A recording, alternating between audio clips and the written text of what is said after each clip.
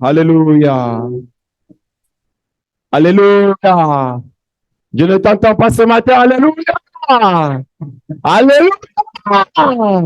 Alléluia. Est-ce que le Saint-Esprit est là? Est-ce que le Saint-Esprit de Dieu est là? Est-ce qu'il a déposé sur toi ce manteau? Shalom, shalom, peuple de Dieu. Que le nom de Dieu soit encore béni ce matin. Que le nom de Dieu soit encore loué ce matin. Que le nom de Dieu soit encore glorifié ce matin. À chaque fois que nous nous levons, nous devons dire merci à Dieu. Merci parce que le Dieu que nous adorons, il est la source de ton souffle de vie. Et vu qu'il t'a donné encore ce souffle ce matin, nous devons dire merci à Dieu. Alors si tu peux te lever, tu fais un petit shalom à ton frère, à ta sœur à côté de toi. Un petit shalom pour dire bonjour. Sois béni. Ce matin,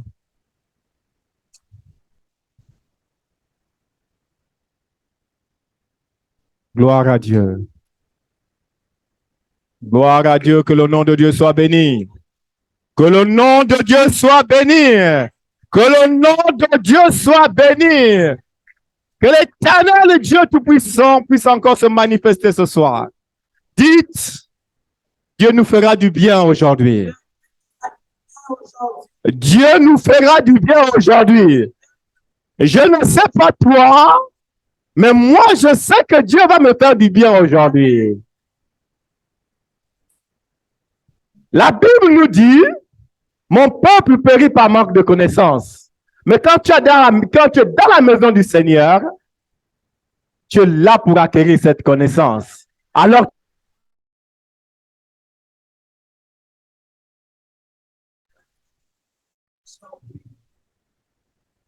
comme nous le savons, nous sommes dans le mois dont le thème est les prémices. Le thème du mois, ce sont les prémices. C'est tout ce qui est premier. Quand tu t'es levé ce matin, la première chose que tu as dû faire, c'est de dire merci à Dieu. Tu as fait ce geste sans pourtant peut-être comprendre. Mais aujourd'hui, tu vas comprendre pourquoi tu l'as fait. Si tu ne l'as pas fait, tu vas comprendre pourquoi tu le feras prochainement. Amen. La lecture du mois du thème, se trouve dans le livre de Deutéronome 18, verset 4. Amen. Est-ce qu'on peut se lever? Si on peut se lever. Pour la première lecture qui se trouve dans le livre de Deutéronome 18, verset 4, je lis la parole. Merci. Tu lui donneras les prémices de ton blé, de ton mou et de ton huile, et les prémices de la toison de tes brebis. Amen. Amen. Dans ma version, moi, il dit, tu lui donneras l'en-tête. Retenez bien le mot en tête. C'est-à-dire ce qui est au début, la tête. L'en-tête de tes céréales, de ton mou, de ton olivain, l'en-tête de tes vins. Amen. Tu lui donneras la tête. Aujourd'hui, ce matin, nous n'allons pas aborder le grand thème, mais nous allons aborder le sous-thème. Et le sous-thème, c'est la source des prémices. Dites la source des prémices. La source des prémices. La source ici, il ne faut pas le prendre comme étant un lieu où vous allez prendre les prémices et venir donner à Dieu. Non. La source ici, en réalité, ce que ça veut dire, la source, c'est que c'est l'origine, le commencement, l'origine des prémices, pour être dans le contexte, l'origine des prémices. Vous le savez peut-être déjà, vous le pratiquez déjà, peut-être, Mais vous ne le savez pas aussi. Et par ignorance, vous ne le pratiquez pas. Et la Bible nous dit, mon peuple périt par manque de connaissance. Nous périssons par notre ignorance. Et aujourd'hui, ce point doit être levé. Ce voile doit être déchiré. Amen. Nous devons comprendre l'origine des prémices. Donc, la lecture de base de ce matin sera tirée dans le livre de Colossiens 1, de 15 à 18. Si notre lectrice peut nous lire la lecture. Amen. Colossiens 1, 15 à 18, je lis la parole. Il est l'image du Dieu invisible, le premier-né de toute la création. Car en lui ont été créées toutes les choses qui sont dans les cieux et sur la terre, les visibles et les invisibles, trône, dignité, domination, autorité. Tout a été créé par lui et pour lui. Il est avant toute chose et toute chose subsiste en lui. Il est la tête du corps de l'Église. Il est le commencement, le premier-né d'entre les morts, afin d'être en tout le premier. Amen. Amen. Merci. Il est le premier-né. Retenez ce mot, le premier-né. Dans ma version, moi, il dit, il est l'image d'Élohim, l'invisible, le premier-né de toute la création, puisqu'en lui-même, tout a été créé dans les ciels et sur la terre, les visibles et les invisibles, trône, seigneurie, principauté, autorité. Il était avant tout et tout existe en lui. Il est la tête du corps de la communauté du Sépan. Il est en tête premier-né d'entre les morts pour être en tout le premier. Amen. Dites le premier. Il est avant tout le premier. Ici, nous allons remettre les choses dans leur contexte pour ceux qui prennent des notes et prenez-en note et pour ceux qui vont aller méditer cette parole. Ici, c'est l'apôtre Paul qui parle. C'est une lettre adressée à l'église de Colosse.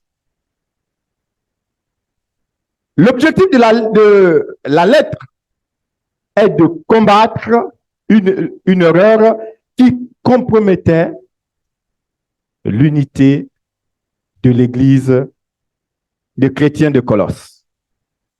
L'apôtre Paul n'y fait pas allusion, en fait. C'est-à-dire sans jamais définir clairement une situation. C'est-à-dire quand l'apôtre Paul parle, il ne vient pas indexer les chrétiens de Colosse. Il ne vient pas mettre l'accent sur le véritable problème. Il parle de façon générale. Amen. Et en lisant cette lettre de l'apôtre Paul en Colossiens, on pense qu'il s'agissait d'un sécrétisme gnostique. Le sécrétisme gnostique ici, c'est simplement la combinaison des doctrines, des systèmes initialement incompatibles avec l'œuvre de Dieu. Lorsque nous parlons des prémices, souvent, nous avons coutume de dire c'est la doctrine de. Ce fut la doctrine de. On pense que c'est quelque chose de doctrinal. Amen. Je n'entends pas ton amen ce matin. Amen. Est-ce que tu es là ce matin avec moi? Ce matin, nous ne venons pas pour, comment dire, j'ai envie de dire prêcher, mais nous allons enseigner ce matin. C'est de l'enseignement ce matin. Si tu cherchais une formation sur les prémices, tu l'as ce matin.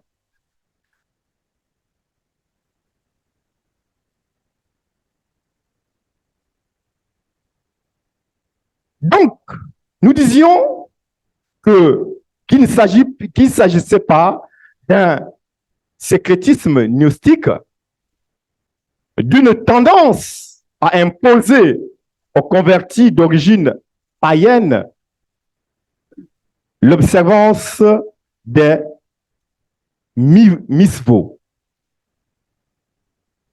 Le mot misvos ici, je vous regarde, je vois vos regards, ce sont des principes de la Torah.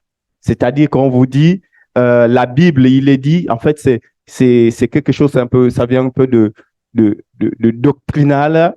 On te dit que le matin, quand tu rentres dans cette porte, tu dois faire la croix de signe, tu dois prier comme ça, tu dois faire comme ça, et le nouveau chrétien arrive dans ce moule, il ne peut rien faire parce qu'il faut faire ça, c'est ce que l'Église te demande de faire, il faut le faire. Amen. Il ne s'agit pas de ça. Les prémices, il ne s'agit pas de ça.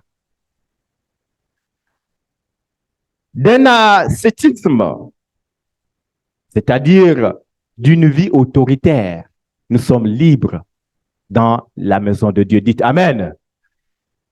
On ne t'impose pas.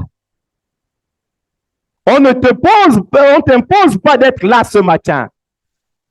On ne t'impose pas de t'asseoir à gauche ou à droite. On ne t'impose pas de donner. On ne t'impose pas de prier. On ne t'impose pas de te mettre debout. On ne t'impose pas de t'asseoir. Tu fais selon ta disposition et selon ta relation avec Dieu. Amen.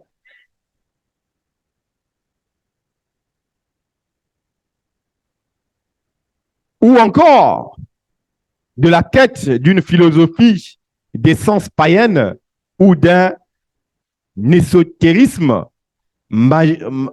marginal chez les Hébreux. La vérité de ces hypothèses donne la mesure de l'incertitude de nos connaissances. Voyez-vous que lorsque nous n'avons pas assez de connaissances, on commence à déduire. Oh, mais pourquoi le prophète fait ça? Pourquoi l'Église fait ça? Pourquoi l'Église demande ça? Pourquoi l'Église prend ça? On commence à se poser des questions selon notre intellect. Amen.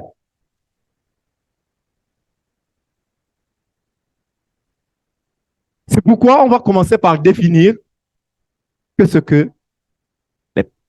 qu'on entend par prémisse. C'est quoi les prémices?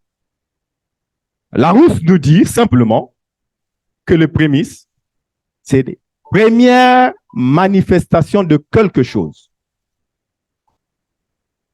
C'est la première manifestation de quelque chose. C'est le commencement. C'est le tout début. Quand tu te lèves le matin, tu donnes un souffle. C'est ça. C'est ça la prémisse. Quand l'enfant commence à marcher les premiers pas, le tout premier pas, c'est ça les prémices. Quand tu donnes vie, le tout premier né, c'est ça les prémices. Quand tu crées ton entreprise, tout premier bénéfice, c'est ça les prémices.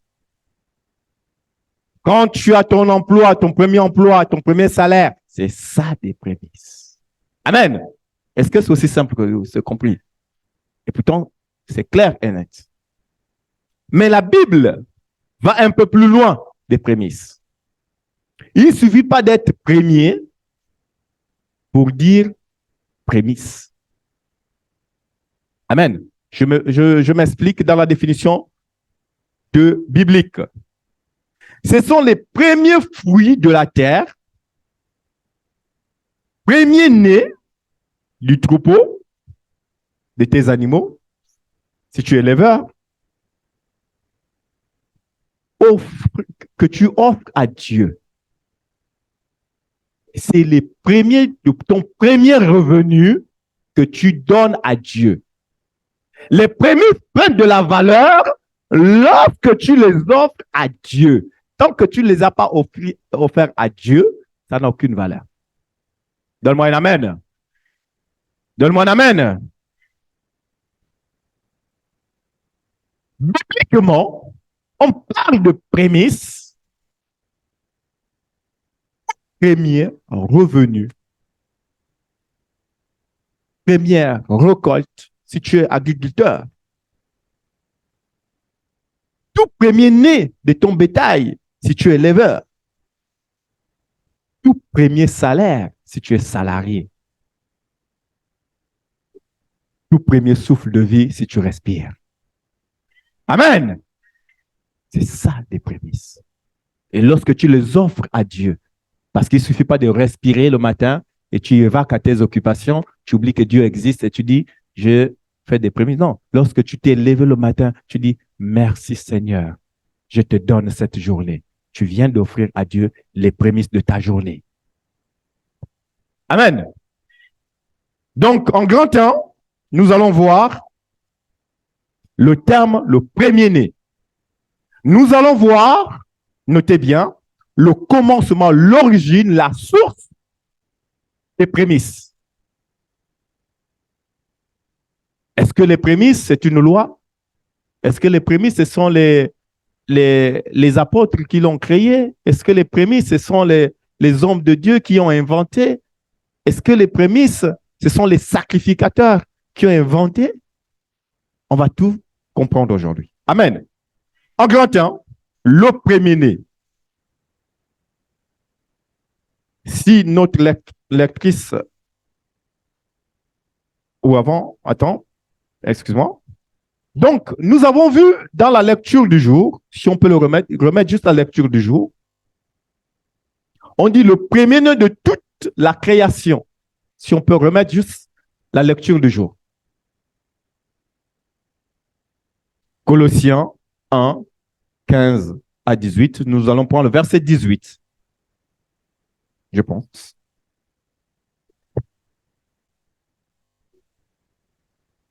Dans Colossiens 1, donc il dit, bon, est la tête, bon, il y a un début quand même, je n'ai pas, attendez. On dit, il est la tête du corps qu'est l'Église.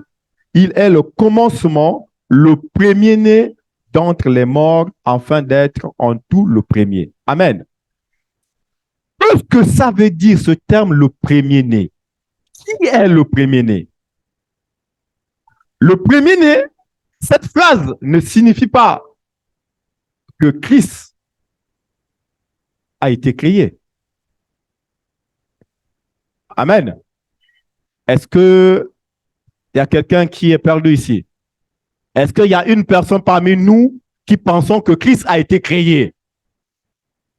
Christ n'a pas été créé. Amen. Donc, le premier-né de toute la création ne veut pas dire que Christ a été créé ou Dieu a été créé. Amen. Cette phrase, au contraire, le terme premier-né renvoie à la signification, comment dirais-je, vétérotestamentaire.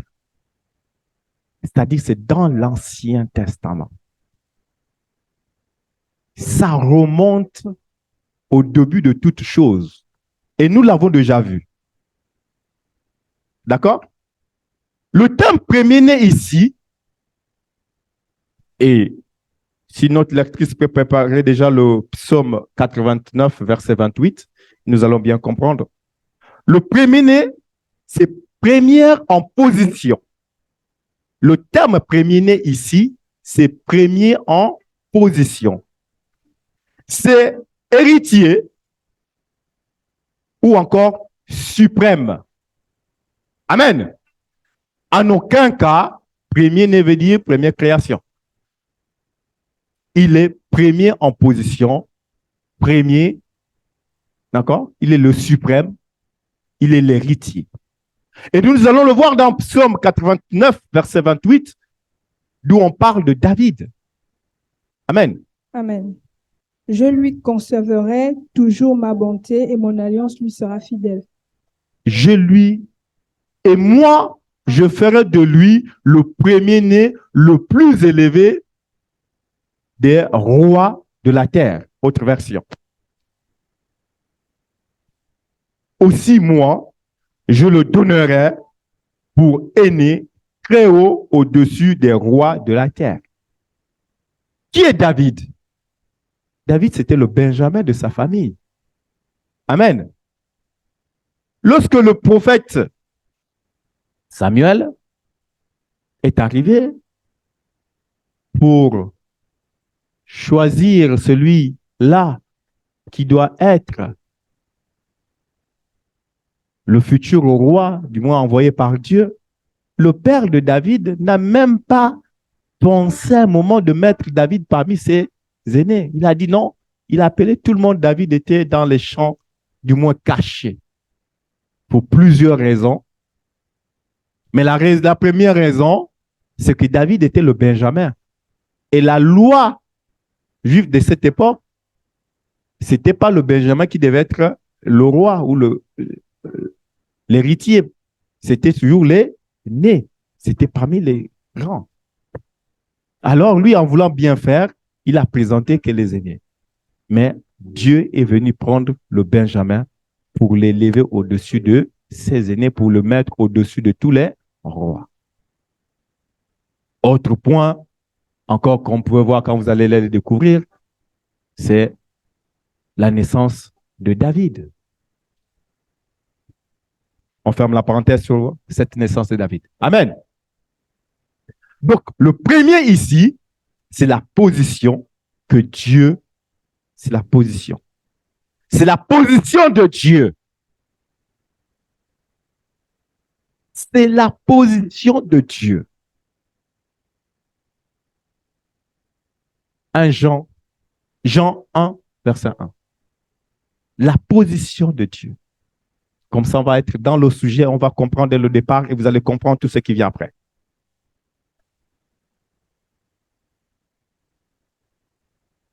Jean 1, verset 1. Amen. Jean 1, verset 1. Au commencement était la parole. Au commencement était la parole. La parole était avec Dieu. La parole était avec Dieu. Et la parole était Dieu. La parole était Dieu. Oui, tu peux continuer, s'il te plaît? Oui. Elle était au commencement avec Dieu. Elle était au commencement avec Dieu. Toutes choses ont été faites par elle. Toutes choses ont été faites par Elle. Oui. Et rien de ce qui a été fait. Rien de ce qui a été fait n'a été fait sans elle. N'a été fait sans elle. Vous comprenez ici que Dieu n'a pas été créé parce que lui-même il est. Amen. Que le premier-né, lui qui est le premier de toutes choses, lui qui est le premier, il est le premier dans ton travail, il est le premier dans tes revenus, il est le premier dans tes entreprises, il est le premier dans ton talent, il est le premier dans ton souffle de vie, il est le premier dans ton existence, il est le premier dans ce que tu vois, il est le premier dans ce que tu entends, il est le premier dans ce que tu penses. Le premier. Amen. Donc, les prémices dont nous parlons ici ne commencent pas par Adam et Ève. Amen. Vous comprenez déjà que les prémices, puisqu'il est le premier, la Bible nous dit quoi? À César ce qui est à Dieu ce qui est au premier ce qui est premier. Si c'est Dieu qui est premier en tout et en toutes choses, mais donc les prémices, c'est à Dieu. Les prémices, il faut faire la différence entre les prémices et la dîme. La dîme, tu peux donner ça selon, tu donnes un dixième. Hein? Les prémices, il n'y a pas une quantité. Il n'y a pas un montant. C'est le premier. Si le premier est égal à 1, c'est 1. Amen. Et parlant de cela, si notre lectrice peut nous prendre, donc nous allons voir en grand 2, vous pouvez noter ce qui note. On va voir l'offrande de Caïn et d'Abel pour mieux comprendre les prémices. L'offrande d'Abel et Caïn, Genèse 4, 1 à 5. Genèse 4, 1 à 5, je lis la parole. Adam connut Ève, sa femme. Elle conçut et enfanta Caïn, et elle dit, j'ai formé un homme avec l'aide de l'Éternel. Elle enfanta encore son frère Abel. Abel fut berger et Caïn fut laboureur. Au bout de quelque temps, Caïn fit à l'Éternel une offrande des fruits de la terre, et Abel, de son côté, en fit une des premiers-nés de son troupeau et de leur graisse.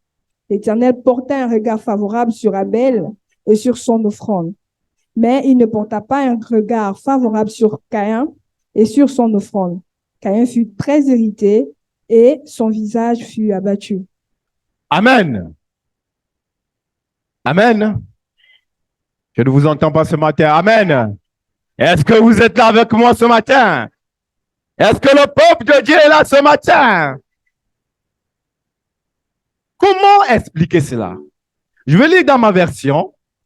Ma version, moi, la Bible dit ceci. Adam pénétra Ava, sa femme, enceinte, elle enfanta Caïn. Elle dit, écoutez bien, elle dit, j'ai acquis un homme avec Adonai. J'ai acquis un homme avec Adonai. Déjà là, Ava, que moi j'appelle Ava dans ma version, qui est Ève, reconnaît déjà que le fait de mettre au monde, ça ne dépendait pas d'elle, mais c'est la miséricorde et la grâce de Dieu. Alors cet enfant, tout ça, c'était pour Dieu. Déjà, voici, il n'y avait pas la loi à cette époque. Pas de loi. Amen. Déjà, il reconnaît la place de Dieu. Au verset 2, il dit, elle ajouta à enfanter son frère Abel, qui est Abel, et c'est Abel, un pâtre devant, donc c'est lui qui fait paître le bétail. Caïn était un serviteur de glèbe, c'est-à-dire agriculteur. Vous voyez déjà qu'ici, on a deux types d'offrandes. L'un donne le fruit de son activité, c'est-à-dire le bétail, et l'autre donne le fruit de son activité, qui est la récolte. Amen. Et nous avons appris que l'offrande d'Abel n'était pas agréable devant Dieu. Pourquoi? Souvent, on entend parler, je crois que vous avez là, quand on parle comme ça, Abel, le cœur n'était pas disposé. Ou l'offrande d'Abel présentait des anomalies. Non, c'était une offrande de qualité. Les fruits étaient belles. Les légumes aussi. C'était présentable. C'était un bon plateau. Cette fumée, quand ils ont brûlé cette offrande, parce qu'à l'époque, on brûlait l'offrande, quand ils ont brûlé cette offrande, les flammes sont montées, les fumées sont montées, tout est monté vers Dieu. Mais pourquoi c'est l'offrande d'Abel qui a été acceptée par Dieu et non l'offrande de Caïn? C'est la question que nous devons nous poser. Chacun a donné le fruit de son travail. Amen. Nous devons noter quelque chose, que Caïn est l'aîné. Amen. Et si on lit bien Genèse, nous allons voir que c'est le même jour ou le même moment que Caïn et Abel, que pour la première fois, Caïn offrait l'offrande à Dieu. Donc, il a attendu son petit frère pour connaître qu'il faut donner l'offrande à Dieu. Déjà, premier problème. Amen. Lui, l'aîné, qui devait apprendre à son petit frère, mais non, il a attendu le petit frère. Ça, c'est un. Deux, la Bible dit quoi dans Genèse? Il nous dit quoi? Si on peut reprendre la lecture, c'est pas, verset. Lisons en partie du verset 3. Au bout de quelque temps, Oui, Caïn fit à l'Éternel une offrande des fruits de la terre. oui. Et Abel, de son côté, en fit une des premiers-nés de son troupeau. De ses premiers-nés de son troupeau. On a dit quoi? Premier-né.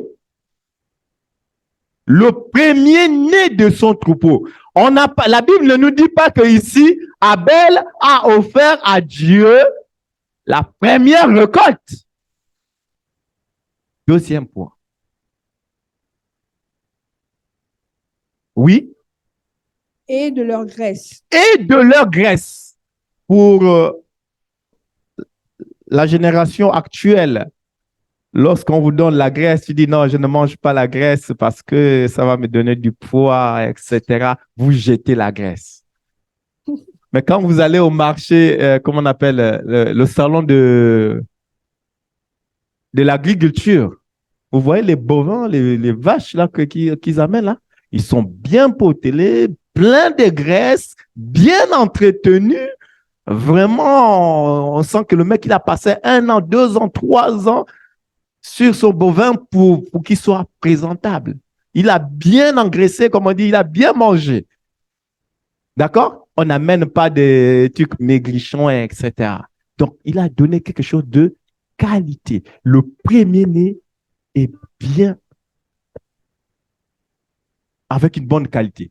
Donc, il y avait l'offrande qui était le premier-né et la qualité. Oui? L'Éternel porta un regard favorable. L'Éternel porta un regard favorable. Amen. Amen. Donc, si on peut se poser la question, comment comprendre ces différences de traitement? Sachant quoi? Qu'est-ce que l'apôtre Paul nous dit dans Romains? L'apôtre Paul nous dit quoi? Romains 2, verset 11, si je ne me trompe. Romains 11, car devant Dieu, il n'y a point d'acception de personne. Devant Dieu, il n'y a point d'exception de personne. Donc, Dieu ne fait pas de différence entre Caïn et Abel. D'accord? Et ça, nous devons le noter aussi. Peut-être que j'aurai le temps de revenir là-dessus. Sur les prémices ou ton offrande, Dieu ne regarde pas. Dieu va toujours prendre ton offrande. Dieu peut t'accepter. D'accord? Tu peux être agréable devant Dieu. Ton offrande ne sera pas agréable devant Dieu. Ton offrande peut être agréable devant Dieu et toi, tu ne seras pas agréable devant Dieu. Amen. Dieu fait la distinction entre les deux. Dieu fait la distinction entre les prémices et la personne. Amen. Parce que Dieu ne fait pas de différence, que ce soit Caïn, que ce soit Abel, Dieu ne fait pas la différence. Mais Dieu fait une différence entre leurs offrandes. Amen. Entre leurs offrandes. Et nous allons plus aller en profondeur pour comprendre cette différence. Contrairement à ce que l'on peut penser, les fruits et les légumes, comme on l'a dit tout à l'heure, d'Abel étaient agréables. Amen.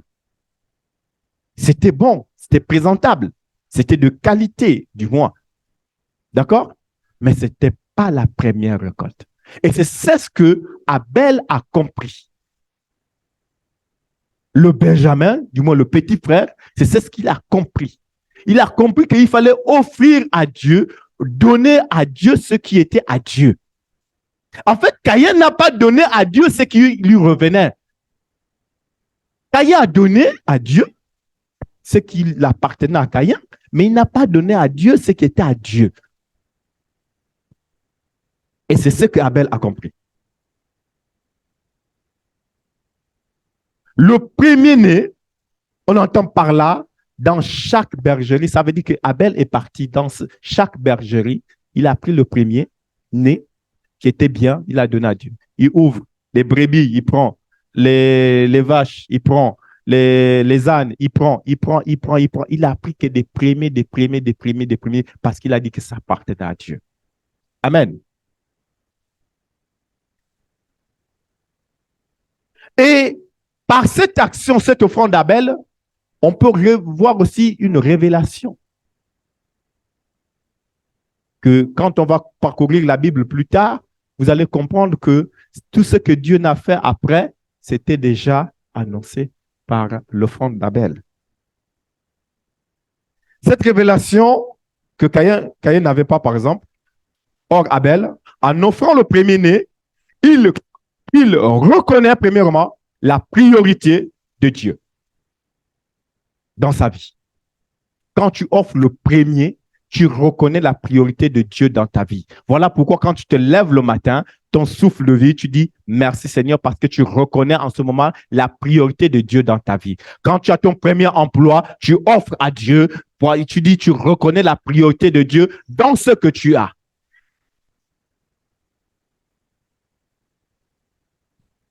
Amen.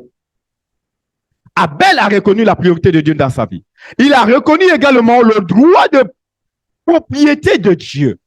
On a dit quoi? Tout a été créé par lui, pour lui. C'est ce que nous avons vu au début. Tout a été pour lui. Donc, il a reconnu la priorité de Dieu. Il a dit en offrant, il a dit, ce n'est pas à moi. Si aujourd'hui, j'ai un bétail, c'est grâce à Dieu. C'est pour Dieu, ce n'est pas à moi. Alors, Seigneur, je te donne ce qui te revient de droit. La première place appartient à Dieu simplement. Durant tout mon message que je vais dire aujourd'hui, sachez une chose, que la première place appartient à Dieu. Le message principal aujourd'hui, c'est que tout appartient de la première place dans ta vie, dans tout ce que tu peux faire appartient à Dieu. Parce que c'est Dieu tout simplement. Amen. Abel a reconnu la propriété, le droit de propriété de Dieu sur son bétail. Il reconnaît la suprématie également de Dieu. Oui, Dieu est suprême en tout et pour tout. La suprématie. Donc, il a reconnu ça. Et c'est ça que Caïn n'avait pas reconnu. Voilà pourquoi l'offrande de Caïn n'était pas agréable devant Dieu. Amen. Évitons nos pensées qu'on disait que le cœur de Caïn n'était pas disposé. Oui, même si Dieu a dit que le péché dort, couche à ta porte par la suite, mais il a dit quoi? Tu peux surmonter cela. Amen. Il dit, tu peux surmonter ce péché-là. Donc, ce n'est pas un problème pour Dieu. Donc, l'offrande devait être, mais simplement, il n'a pas offert à Dieu sa première récolte. Nous sommes au mois de février. Tu vas offrir tes prémices, mais lesquelles? Ton salaire a commencé en janvier. L'année a commencé en janvier. Mon peuple périt par manque de connaissances. Amen. Qui a donné son salaire de janvier? Mon peuple périt. Non, ce n'est pas, de votre faute. Mon peuple périt par manque de connaissances. C'est des choses qu'on doit enseigner avant. Par contre, en 2024, ne dites pas que vous n'étiez pas au courant. Amen. Que le nom de Dieu soit béni. Parce que comprenez une chose, on dit prémisse, premier. Ce qui vient en deuxième n'a plus d'importance. Ce qui vient en troisième n'a plus d'importance. Fais ta dîme, fais ton offrande, mais ne dis pas que ce sont des prémices. Ne dis pas que ce sont des prémices. Parce que les prémices étaient en janvier pour les salariés. Pour celui qui vient d'avoir l'emploi, si tu as eu ton emploi ce mois-ci, eh oui, le salaire de février, fin février, ce serait tes prémices. Amen. Les prémices n'ont pas de temps. On va revenir là-dessus. C'est à quel moment ça commence pour toi? À quel moment ça commence? C'est ça, les prémices. On parle de janvier parce que pour ceux qui sont salariés depuis 2 ans, 3 ans, 4 ans, 5 ans dans le même boulot, ben, chaque année, tu dis merci à Dieu. Chaque début d'année. D'accord? Mais pour celui qui vient de commencer cette année, en janvier, tu ne travaillais pas. Donc, il n'y a pas de prémices pour toi, du moins en termes de salaire. Amen. Abel a reconnu la suprématie de Dieu. Par cet acte, Abel reconnaît la seigneurie et la suprématie de Dieu. Ce que Caïn n'a pas connu. Ce que Caïn n'a pas fait. Pour lui, Dieu est en tant que Seigneur, mérite la première part et la meilleure portion de sa vie. C'est la première part et la meilleure portion. Meilleure portion, on a dit qu'il a donné des premiers-nés pleins de graisse. La meilleure part. Il a donné ce qui était meilleur et ce qui était premier. Amen. Abel reconnaît que Dieu est le maître et la source de tout ce qu'il possède. Nous devons reconnaître que Dieu est la source de tout ce que nous possédons aujourd'hui. Pas la peine de garder pour toi, pour dire, je mets en réserve pour l'année prochaine. Ce n'est pas pour toi, c'est pour Dieu. Donne à Dieu.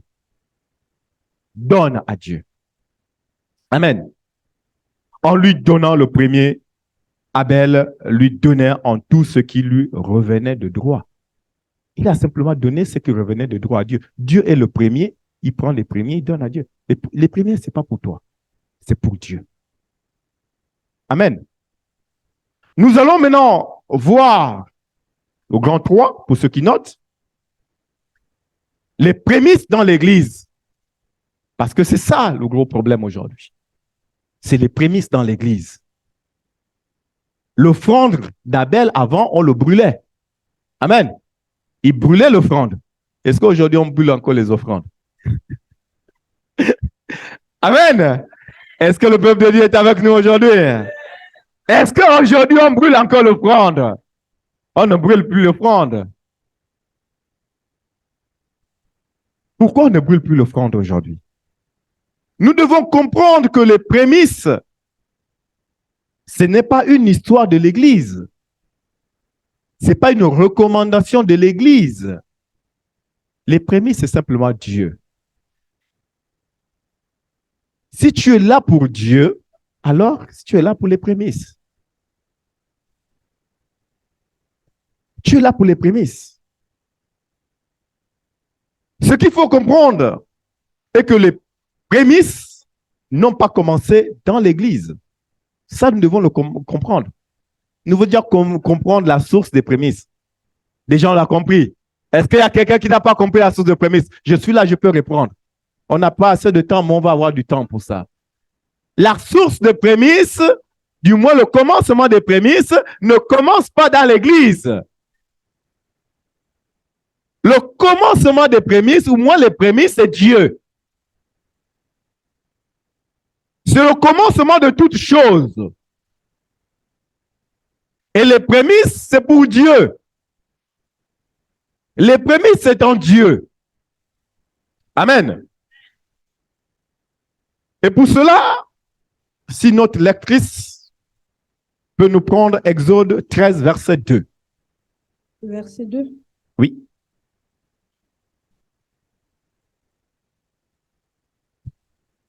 Exode 13, verset 2. Exode 13, verset 2.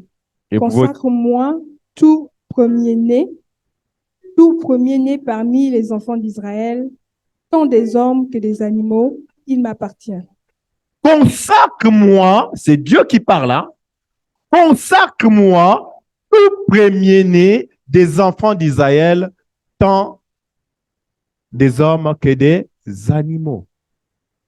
Et si on va au verset 12, 12 à 13, toujours, Tu consacreras à l'Éternel tout premier-né, tu consacreras à l'Éternel tout premier-né, même tout premier-né des animaux que Même- tu auras. tout premier-né des animaux, oui, Les mâles appartiennent à l'Éternel. les mâles appartiennent à l'Éternel. Tu rachèteras avec un agneau tout premier-né de l'âne. Amen. Tu continues?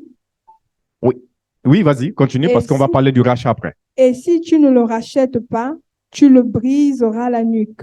Tu rachèteras aussi tout premier-né de l'homme parmi tes fils. Amen. Amen. Tout ce qui est premier appartient à Dieu. Si tu ne peux pas le racheter, si tu ne peux pas le racheter à Dieu, alors tu le brûles. Tu ne le prends pas, ce n'est pas pour toi. Amen. Tout premier, ton premier salaire, ce n'est pas pour toi. Arrête de le garder. Amen. C'est pour Dieu. Lorsque les premiers-nés de l'Égypte, des Égyptiens, ont été frappés, vous comprenez? Vous allez maintenant, on va comprendre comment c'est rentré dans l'Église. Lorsque Dieu fait sortir le peuple d'Égypte, qu'est-ce qu'il fait? Il frappe tout premier-né. D'accord? Il épargne les premiers-nés des Égyptiens par le sang de l'agneau. Amen. Voilà pourquoi dans ce passage, il dit, tu vas me consacrer ces premiers-nés, tu es obligé de les racheter parce que moi, je les ai épargnés. Amen. Mais notre question ici n'est pas là. Pourquoi il frappe les premiers-nés? C'est la question qu'on doit se poser. Dieu, malgré le cœur des pharaons, Dieu n'est pas là. L'apôtre Paul nous a dit, il ne fait pas la part des choses. Amen. Il frappe les premiers parce que tout premier est à lui, tout simplement. Il vient reprendre ce qui l'appartient. Tout simplement. Il reprend ce qui l'appartient. Et pour les enfants d'Israël, pour que Dieu ne reprenne pas, il dit, vous allez me l'acheter. Puisque c'est à moi, vous me l'achetez. Est-ce que tu achètes quelque chose qui est à toi? Amen. Est-ce que vous achetez quelque chose qui vous appartient? Donc, si c'était à eux, si les premiers-nés des enfants d'Israël les appartenaient, Dieu ne devait pas dire, achetez-moi ce qui vous appartient. Non. Dieu les vend, ce qui appartenait à Dieu. Amen. Est-ce que vous comprenez pourquoi il parle de rachat des peuples d'Israël? Et on va comprendre aussi ici que ce n'est pas tous les peuples qui rachètent dans vos cultures. Vous n'avez jamais racheté vos enfants. Hein? Vous n'avez jamais racheté vos enfants. Et pourtant, dans nos cultures, on fait des prémices. Je vais le montrer tout à l'heure. On pose des prémices dans nos cultures. Dans différentes cultures que nous avons aussi. Nous posons des prémices sans le savoir. Du moins par ignorance. D'accord? Notre subconscient le fait parce que c'est inné en nous, les prémices. Amen.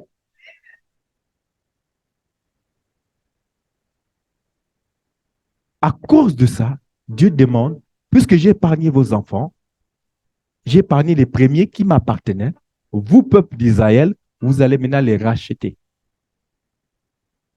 Et à partir de là, il dira à Moïse, prends les prémices, va donner à Aaron, et Aaron va les partager aux sacrificateurs. Le peuple de Dieu est là. Et voilà comment les prémices rentrent dans l'église et aux mains des sacrificateurs. Au lieu de les brûler, il faut maintenant les donner aux sacrificateurs parce qu'ils étaient, ils étaient là pour l'œuvre de Dieu. Ils étaient là pour garder, pour maintenir les Écritures, le temple, pour faire l'œuvre de Dieu. Ils n'avaient pas le temps d'aller dans les champs. Donc Dieu dit, après que tu es béni, après que tu aies béni le peuple, après que le peuple m'ait donné mes prémices, prends, donne-les à Aaron et Aaron les donnera au sacrificateur. On parlera des Lévites tout à l'heure. Amen. Et c'est ainsi que les prémices rentrent du moins, rentrent dans la religion. Et c'est ainsi que nous avons également le rachat des préménés parce que c'était une propriété de Dieu et Dieu avait épargné les enfants d'Israël par le sang de l'agneau. Alors, il a vendu. Chaque père devait venir acheter son enfant. Amen. Et pour cela, sans plus tarder, nous allons rentrer dans le point numéro 4. Donc, le rachat du premier-né. Et pour cela, si notre lectrice, si elle peut nous lire le livre de Lévitique 27, verset 25. Lévitique 27, verset 25, je lis la parole. Toutes tes estimations se feront en cycle de sanctuaire. Cycle est de 20 guéras. Amen. Amen. Amen. Amen. Là, Dieu commence à mettre ce qu'on appelle une loi. D'accord? Là, la loi rentre en vigueur. Là, Dieu commence à expliquer comment on va racheter ces enfants, les nouveau-nés. Ce n'est pas quelque chose, tu arrives, tu donnes ton prix à toi. Non. Dieu pose des conditions. Comment racheter ces enfants? Et nous allons voir aussi pourquoi le prix pourquoi il y a une différence des prix. Si nous pouvons aussi prendre Nombre 3, verset 51. Nombre 3, 51. On gardera un nombre un peu plus longtemps. Oui, Nombre 3, verset 51. Et Moïse donna l'argent du rachat à Aaron et à ses fils sur l'ordre de l'Éternel, en se conformant à l'ordre que l'Éternel avait donné à Moïse. C'est l'Éternel qui donne l'ordre à Moïse. Il prend cet argent de rachat, d'accord? Il donne à Aaron et il explique à Aaron ce qu'il va faire selon ce que Dieu avait demandé de faire. Et nous allons voir ça. Nombre 8, verset 17. Nombre 8, 17. Car tout premier-né des enfants d'Israël m'appartient. Tout premier-né des enfants d'Israël appartenait à Dieu. Nous l'avons déjà vu. On ne va pas revenir là-dessus. Amen. Amen. Oui. Tant des hommes que des animaux. Oui. Le jour où j'ai frappé tous les premiers-nés dans le pays d'Égypte, je me les suis consacrés. Amen. Amen. Le jour où il a frappé les nouveaux-nés de l'Égypte, il a épargné les enfants, ces enfants-là. Alors, ce sont ces enfants. Vous les voulez vivants, vous les achetez. Sinon, je les tue comme les autres. Amen. Il est un peu dur, Dieu. Amen. Amen. Lévitique 18, verset 15. Et non, toujours Nombre 18, verset 15, temps pour moi. Tout premier-né de toute chair, oui, qu'ils offriront à l'Éternel, oui, tant des hommes que les animaux, oui, sera pour toi. Seulement, tu feras racheter le premier-né de l'homme et tu feras racheter le premier-né d'un animal impur. Voilà. Là, Dieu dit, ben, les premiers-nés, ils sont à moi, mais moi, je ne veux plus les prendre comme je les prenais avant, les tuer, etc. Maintenant, aujourd'hui, tu veux ton premier-né, ok, tu me l'achètes à moi parce que c'est ma propriété privée. Tout simplement. C'est ce que nous avons vu tout à l'heure. Amen. Et on va aller un peu dans les détails pour comprendre ce terme de rachat. On dit dans la tradition juive. Dans la tradition juive, ce n'est pas toutes les traditions, comme je dis tout à l'heure, qui rachetaient leurs enfants. Ce n'est pas toutes les traditions, ce n'est pas n'importe quel peuple que Dieu a épargné les enfants. D'accord? Donc, dans la tradition juive, tout père doit racheter son enfant. C'est une tradition. D'accord? Le premier-né masculin à Dieu. Amen. Cette tradition ne s'applique pas aux Kohanim et aux Lévites. Pourquoi? Nous allons, pour une raison très simple, c'est que cette tribu, ce sont des sacrificateurs. D'accord? Les Lévites, c'est eux qui assistaient comment on les appelle, les Kohanim, à l'œuvre de Dieu. Donc, ils ne pouvaient pas, parce que eux, déjà, dès qu'ils naissaient, ils étaient déjà pour Dieu. Comment ils vont encore racheter? Ils sont déjà à Dieu. Ils ne vont pas venir racheter encore leur premier-né pour donner. Non, parce que eux, ils étaient déjà à Dieu. Donc, eux, ils n'avaient pas leur premier-né, leurs enfants, tout était déjà pour Dieu. Leur vie était consacrée pour Dieu. D'accord? Donc, eux, ils ne rachetaient pas. Par contre, tout ce qui était racheté, les biens étaient donnés. C'était à eux qu'on donnait, aux sacrificateurs. Amen. Pour aller un peu plus vite, parce que nous n'avons plus assez de temps.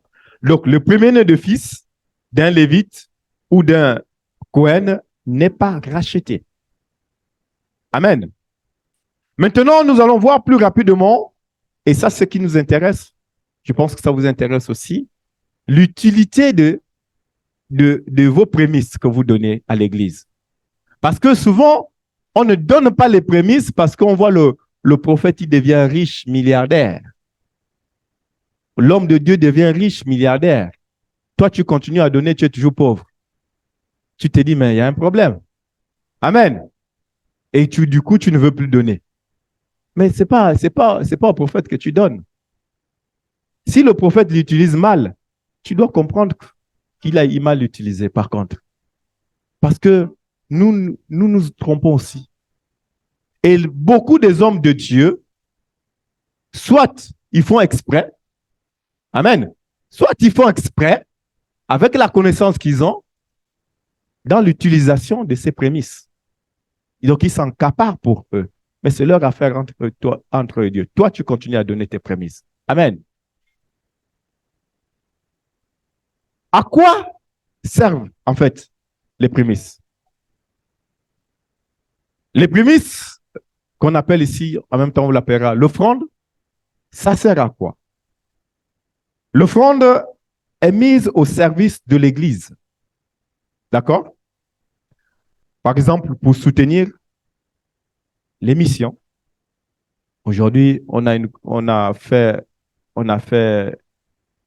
reçu des hommes de Dieu. Mais ces hommes de Dieu, on ne les a pas reçus avec des belles chants, tout simplement. D'accord? Il a fallu mettre des moyens. D'accord? Pour entretenir les édifices, nous avons un loyer que nous payons ici. Mais on va payer avec quoi? Hein? Ça fait combien d'heures que je parle là et je n'ai même pas vu 1 euro tomber? Amen. D'accord?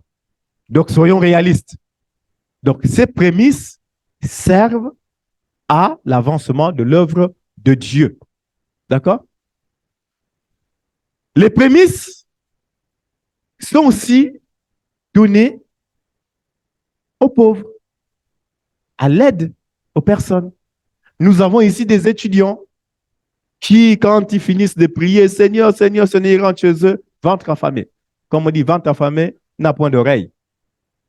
Mais l'Église doit dire, tiens, repars avec un petit sac de course. L'étudiant n'a pas son loyer payé. Mais parce qu'il ne travaille pas, c'est dur. L'huissier de justice est derrière. L'Église doit être capable de venir en aide à ce dernier. Je parle des étudiants, mais je parle aussi des personnes qui ne sont plus dans les études, mais qui sont en difficulté. L'Église doit être capable de vous payer vos loyers. Amen. L'Église doit être capable de te payer ton ordonnance. Parce qu'à un moment, tu arrives, tu n'as rien. On ne va pas te laisser mourir. On a fait la prière. Mais Dieu a dit, tu as fait la prière et je t'ai compris parce que j'ai rempli ton compte bancaire. Donne, paye le Doliprane. L'Église doit être capable de payer ce Doliprane. Voilà à quoi servent les prémices. Les prémices ne servent pas juste à remplir les comptes en banque du leader de l'Église. Amen. Est-ce qu'on peut dire la vérité aujourd'hui? Les prémices servent à l'œuvre de Dieu. Il est vrai, dans les prémices, ça permet aussi de payer certains ministres. D'accord? Comprenez que dans l'Église, il faut que nous comprenions bien Il y a des hommes de Dieu, des femmes de Dieu qui sont au service de Dieu, qui ont abandonné leur activité pour être au service de Dieu, comme les Lévites ont abandonné leur vie, la vie comme les autres, pour être au service de Dieu. Donc, c'est l'Église qui les nourrissait. Alors, d'accord? Donc, du coup, dans l'Église, on a organisé un salaire pour ces personnes. Là, il a dit ça. Merci. Amen. Donc, ne soyez pas étonnés de voir que votre dîme, votre offrande, votre prémisse, on a pris ça, on a donné à la sœur une partie pour l'œuvre que la sœur fait dans l'église. Mais ça doit être défini depuis dans les statuts, etc. Tel tu es ici, tu es payé à temps pour l'œuvre de Dieu. Les missionnaires, quand on t'envoie, on ne va pas te dire débrouille-toi. Hein? Tu prends ta voiture, tu roules, il n'y a plus le carburant en pleine autoroute. Tu fais comment? L'église doit être capable de payer. D'accord? Quand le prophète se déplace, mais il se déplace comment? L'église paye son déplacement, il paye son hôtel, il paye son vivre là-bas. Amen. C'est à ça que servent les prémices. Amen. À cause du temps, on a un peu fait vite. Est-ce que, peuple de Dieu, vous êtes avec moi? Est-ce que ça a été clair ce matin?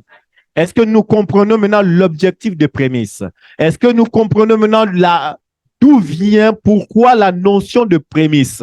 Est-ce que nous comprenons pourquoi nous devons impérativement, pour ne pas dire obligatoirement, payer nos prémices?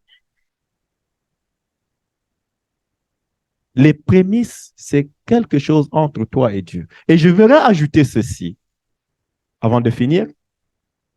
La notion de prémisse n'est pas une question de quantité, je l'ai déjà dit. Que celui qui donne 1 euro, celui qui donne un légume, celui qui donne une pomme, celui qui donne l'âne ou etc., son morceau de viande, ou etc., ce qu'il a produit, tu donnes parce que c'est ton premier. Ne regarde pas la grosse caisse, la grosse valise, la grosse enveloppe de ton frère, de ta soeur à côté. Dis que la soeur a donné plus, moi j'ai donné un peu. Non. Amen. Les prémices, c'est ton premier. Si ton premier est grand comme ça, tu donnes grand. Si ton premier est petit, tu donnes petit. Amen. Les prémices ne sont pas imposées.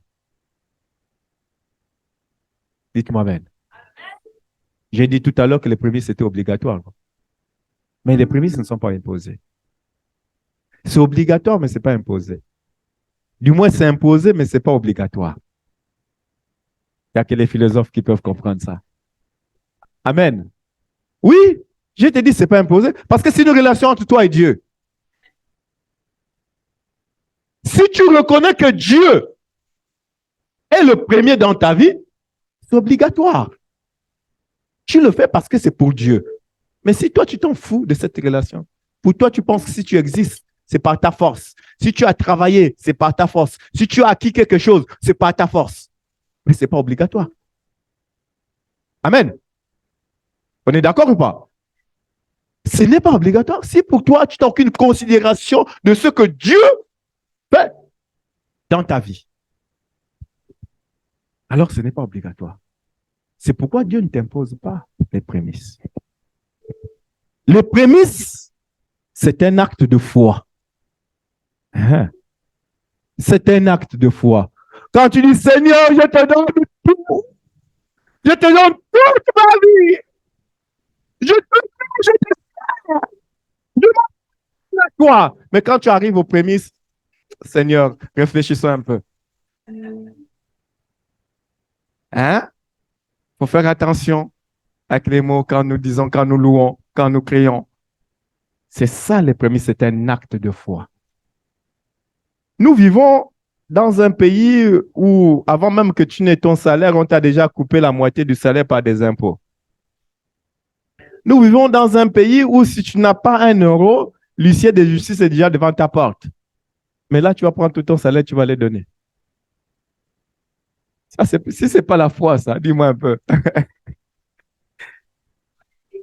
Hein? Ah, c'est un acte de foi. Il faut avoir cette foi de dire, Seigneur, malgré l'huissier de justice qui arrive là, pendant qu'il est là, tu vas effacer, il ne verra plus ma maison, je te donne. C'est un acte de foi. Les prémices, c'est un acte de foi. Tu ne peux pas forcer à quelqu'un de donner les prémices. Et ça n'a pas d'utilité de forcer à quelqu'un de donner les prémices. Si ça ne vient pas, s'il ne connaît pas la valeur. C'est pourquoi il faut enseigner les prémices avant. Avant que tu ne donnes tes prémices, il faut comprendre l'enseignement des prémices. Parce que si tu ne comprends pas la prémisse, tu ne peux pas. Tu as un enfant sur le lit de l'hôpital, on te dit de donner tout ton salaire pendant que le médecin te demande l'ordonnance. Tu fais comment? Si tu n'as pas la foi. Amen. C'est un acte de foi, les prémices. Les prémices n'ont rien à voir avec les dîmes. Les dîmes, c'est 1/10. C'est réglementé, c'est 10%, un dixième de ton salaire. Tu fais vite le calcul, même si tu n'es pas mathématicien, tu appuies, tu sauras combien tu donnes. Mais les prémices sont à dire de donner tout sans garder un centime. Et les problèmes, ils sont toujours là. Dieu ne les enlève pas. Hein? Dieu n'enlève pas les découvertes. Hein? Quand le mois commence, décembre, là, en plus, c'est les fêtes de Noël, les cadeaux, tu as tout donné, tu as tout fait, tu as découvert, et janvier, on te dit donne tout. Et le banquier t'appelle. Hein?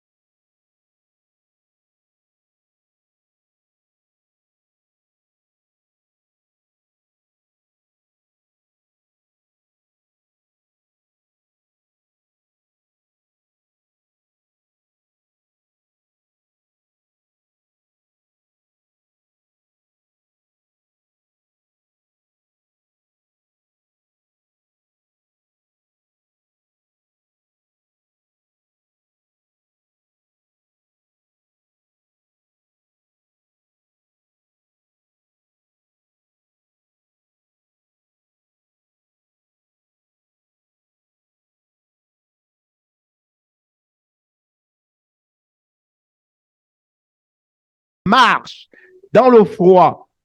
Dieu a vu ça, dans la pluie, Dieu a vu ça. Et tu es venu dans la maison de Dieu pour dire, Seigneur, ce sont mes prémices du mois, ce sont mes prémices de l'année, ce sont mes prémices de la semaine. Quand tu vas repartir là, quand tu reviendras, tu ne vas plus marcher. Dieu te donnera un moyen de locomotion. Il y a de l'abondance derrière les prémices. Ne regarde pas l'homme de Dieu qui fait de ce qu'il veut des prémices. Il n'a qu'à faire ce qu'il veut. Amen. Regarde par contre ta relation avec Dieu. Jusqu'où tu peux aller avec Dieu. Si tu veux, c'est aussi un moyen de mesurer notre foi. Le degré de ta foi. Si tu veux comprendre le degré de ta foi, c'est là, les prémices. Tu as découvert en décembre, en janvier, ton salaire tombe, tu donnes à Dieu. Amen.